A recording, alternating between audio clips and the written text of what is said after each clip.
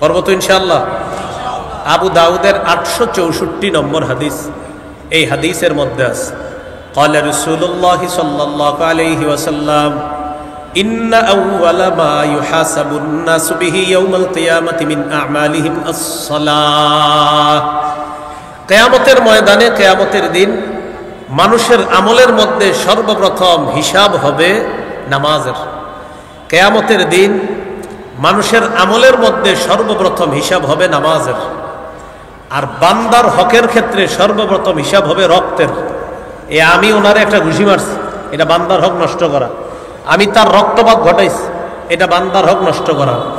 আল্লাহর হকের ক্ষেত্রে সর্বপ্রথম হিসাব হবে নামাজের, আর বান্দার হকের ক্ষেত্রে সর্বপ্রথম হিসাব হবে রক্তের। ভাই, আল্লাহর হকের ক্ষেত্রে সর্বপ্রথম হিসাব হবে নামাজের, আর বান্দার হকের ক্ষেত্রে সর্বপ্রথম হিসাব হবে রক্তের। একজন আরেকজনের রক্তপাত ঘটাইছে অন্যায়ভাবে, এটার হিসাব হবে। তো যাই হোক, কিয়ামতের ময়দানে সর্বপ্রথম আমলের মধ্যে নামাজের হিসাব হবে। তো নামাজের হিসাব যখন হবে, ফাইন কানাত তাম্মা কুতিবাত লাহু তাম্মা। নামাজ যদি পরিপূর্ণ হয় তাহলে লেখা হবে পরিপূর্ণ। সুবহানাল্লাহ। নামাজ যদি পরিপূর্ণ হয় লেখাও হবে পরিপূর্ণ। ওয়া ইন কানা ইনতাকাসা মিনহা শাইআ। ফরজের মধ্যে যদি কিছু ঘাটতি হয়ে যায়, কিছু ত্রুটি হয়ে যায়, ফরজের মধ্যে কিছু ঘাটতি হয়ে যায়, ফরজ নামাজের মধ্যে আমাদের দ্বারা অসতর্কতা বশত কিছু অলসতা যদি হয়ে যায়, এই ফরজের ঘাটতি যদি হয়ে যায়, ইয়াকুলু রাব্বুনা তাবারাকা ওয়া তাআলা লিমালাইকাতিহি, আল্লাহ তাআলা ফেরেশতাদেরকে বলবেন, উনজুরু ফি সালাতি আবদি। আল্লাহ ফেরেশতাদেরকে বলবেন, আমার বান্দার নামাজগুলোর প্রতি একটু লক্ষ্য করো, দেখো তো আমার বান্দার নামাজের মধ্যে নফল ইবাদত কেমন আছে, এগুলো একটু দেখো। আতিম্মু ফরিদাতাহু মিন তাতাওউহি, তার নফলের মাধ্যমে ফরজের ঘাটতি পূরণ করে দাও। তাহলে রমজান মাসে নফল ইবাদতের মাত্রা বাড়িয়ে দিব, বলেন ইনশাআল্লাহ। 10 নাম্বার করণীয়, ভালো কাজ যত বেশি করব। 10 নাম্বার, ভালো কাজ বেশি বেশি করব। সূরা কাহফের মধ্যে আল্লাহ বলেন, ইন্নাল্লাযীনা আমানু ওয়া আমিলুস সালিহাত কানাত লাহুম জান্নাতুল ফিরদাউসি নুজুলা। নিশ্চয়ই যারা ঈমান আনে, নেক কাজ করে, তাদের জন্য মেহমানখানা হিসাবে জান্নাতুল ফিরদাউস। সুবহানাল্লাহ। ঈমান আনে, নেক কাজ করে, মেহমানখানা হিসাবে জান্নাতুল ফিরদাউস। সূরা কাহফের 110 নম্বর আয়াতে আল্লাহ বলেন, ফামান কানা ইয়ারজু লিকা রাব্বিহি ফালইআমাল আমালান সালিহা। যে ব্যক্তি তার রবের সাক্ষাৎ কামনা করে সেজন্য নেক কাজ করে, ওয়ালা ইউশরিক বিইবাদাতি রাব্বিহি আহাদা, তার রবের ইবাদতে যেন কাউকে শরীক না করে। সূরা তাগাবুনের 9 নম্বর আয়াত, 28 পারা 16 নম্বর পৃষ্ঠাে আল্লাহ বলেন, ওয়া মান ইউমিন বিল্লাহ ওয়া ইয়ামাল সালিহা ইউকাফির আনহু সাইয়্যাতিহি ওয়া ইউদখিলহু জান্নাতিন তাজরি মিন তাহতিহাল আনহার খালিদিনা ফিহা আবাদা যালিকাল ফাউজুল আযীম। যারা আল্লাহকে বিশ্বাস করে, নেক কাজ করে, আল্লাহ তার আগের সমস্ত গুনাহগুলো মিটিয়ে দিবে, মাফ করে দিবে, সব মাফ করে দিবে। তাকে এমন বাগান সমূহে প্রবেশ করাবেন যেই বাগানের পাদদেশ দিয়ে নহর সমূহ, ঝর্ণা ধারা প্রবাহিত হইবে, সেথায় তারা চিরকাল অবস্থান করবে। এটাই চূড়ান্ত সফলতা। তাহলে 10 নাম্বার, ভালো কাজ বেশি করা। 11 নাম্বার, বলেন বেশি বেশি দোয়া করা। কি করা? আমিও আপনাদের জন্য দোয়া করব, আপনারাও আমার জন্য করবেন। হলো তো ইনশাআল্লাহ? সবাই সবার জন্য করব ইনশাআল্লাহ। সবাই সবার আত্মীয় স্বজনের জন্য দোয়া করব ইনশাআল্লাহ। হাদিসে আছে, ওয়ালিল্লাহি উতাকাউ মিনান নার ওয়া যালিকা ফি কুল্লি লাইলা।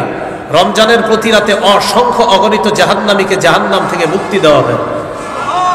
তো দোয়া করবেন, আল্লাহ আমার কেউ জাহান্নামী আছে কিনা আমার জানা নাই, আল্লাহ থেকে থাকলে আপনি মুক্তির ব্যবস্থা করে দেন। দোয়াটা করা যাবেন ইনশাআল্লাহ। আর 2টি দোয়া বেশি বেশি করবেন, পড়ি আমার সাথে। আল্লাহুম্মা ইন্নী আসআলুকাল জান্নাহ ওয়া আউযু বিকা মিনান নার। হে আল্লাহ, আপনার কাছে জান্নাত চাই, জাহান্নাম থেকে পানা চাই। এই দুটি দোয়া বেশি বেশি করব ইনশাআল্লাহ। আল্লাহ তাআলা বলেন, ওয়াকালা রাব্বুকুম উদউনি আস্তাজিব লাকুম। তোমাদের রব বলেন, তোমরা আমাকে ডাকো, আমি সাথে সাথে তোমাদের ডাকে সাড়া দিই। দোয়া করবো তো ইনশাআল্লাহ। তাহাজ্জুদের সময় একটু আমার নামটা নিয়েও দোয়া চাই আপনাদের কাছে, করবেন নি? আল্লাহ কবুল করেন, আল্লাহ তৌফিক দান করেন, আমার জন্য দোয়া করার তৌফিক দান করেন। আমিনের মিটার কমে গেছে, সবাই টেনশনে যে এতগুলা মানুষ দোয়া করবো, এটা কোনো কথা নাকি? সবাই সবার জন্য দোয়া, দোয়া যত বেশি করা যায় প্রত্যেকে প্রত্যেকের জন্য, আমি আপনার জন্য, আপনি আমার জন্য। এখন একটা হাদিস শোনাইলে তখন দোয়াটা আমার জন্য বাড়াবেন, আমি জানি। হাদিসে আসছে কেউ যদি অপরের জন্য দোয়া করে, আমি যদি বলি আল্লাহ গাজী সাহেবকে আপনি মাফ করে দেন, বলেন আমিন। আমি যদি বলি আল্লাহ তাদেরকে আপনি মাফ করে দেন, তারা অনুপস্থিত, আল্লাহ গাজীপুরের অমুককে আপনি মাফ করেন, আমি বললাম অমুকের জন্য, একজন ফেরেশতা বলে আল্লাহ আপনি তাকে মাফ করেন। এই আমার কাঁধের কাছে একজন ফেরেশতা থাকে, আমি যখন বলি আল্লাহ অমুককে আপনি মাফ করেন, ফেরেশতা বলে আল্লাহ আপনি তাকে মাফ করেন, তাকে মাফ করেন। তাহলে এবার বুঝেন, করবেন নি দোয়া? যত দোয়া করবেন ফেরেশতা আপনার জন্য ততবার দোয়া করবে। আল্লাহ আমাদের সকলকে কথাগুলো মনে রাখার তৌফিক দান করেন। 11 নম্বর করবেন। 12 নম্বর জিকির করা। কি করা? 4টি জিকির বেশি বেশি করার চেষ্টা করব। قال رسول الله صلى الله عليه وسلم أحب الكلام إلى الله 40। রাসূলুল্লাহ সাল্লাল্লাহু আলাইহি সাল্লাম বলেন, আল্লাহর কাছে সবচেয়ে পছন্দের বাক্য হলো 4টি। সবচেয়ে পছন্দের বাক্য কয়টি? সুবহানাল্লাহ, আলহামদুলিল্লাহ, লা ইলাহা ইল্লাল্লাহ, আল্লাহু আকবার। তাহলে সবাই সুবহানাল্লাহ, আলহামদুলিল্লাহ, লা ইলাহা ইল্লাল্লাহ, আল্লাহু আকবার। এবার আমার সাথে বলেন, বিশুদ্ধভাবে, বিশুদ্ধ উচ্চারণে, ধীরস্থির ভাবে এই 4টি জিকির আমরা করব ইনশাআল্লাহ। অশুদ্ধ, অশুদ্ধভাবে, অশুদ্ধ উচ্চারণে, তাড়াতাড়ি। তাহলে বিশুদ্ধভাবে, বিশুদ্ধ উচ্চারণে আর ধীরস্থির ভাবে, তাড়াহুড়া করেন। আপনি সুবহানাল্লাহ 10 বার পরে আস্তে আস্তে, সুবহানাল্লাহ, সুবহানাল্লাহ, সুবহানাল্লাহ। রমজানে রাতে একা একা এইভাবে আস্তে আস্তে পড়েন, দেখবেন কি মজা লাগে, আল্লাহ মজা দিয়ে দিবেন ইনশাআল্লাহ। তাহলে 12 নাম্বার জিকির করা, করবো তো ইনশাআল্লাহ। 13 নাম্বার ইফতার করা। এই তো সারাদিন কাটাইলেন, রোজা শেষ করবেন, এখন 13 নাম্বার ইফতার করা। 14 নাম্বার ইফতার করানো। 13 নাম্বার ইফতার করা, 14 নাম্বার ইফতার করানো।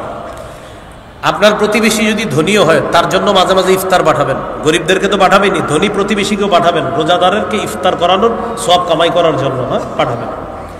তাহলে 13 ইফতার করা, 14 ইফতার করানো। 15 নাম্বার ইফতারের সময় দোয়া করা। তিরমিজির 3598 নম্বর হাদিসের বর্ণনা। قال رسول الله صلى الله عليه وسلم ثلاثة لا ترد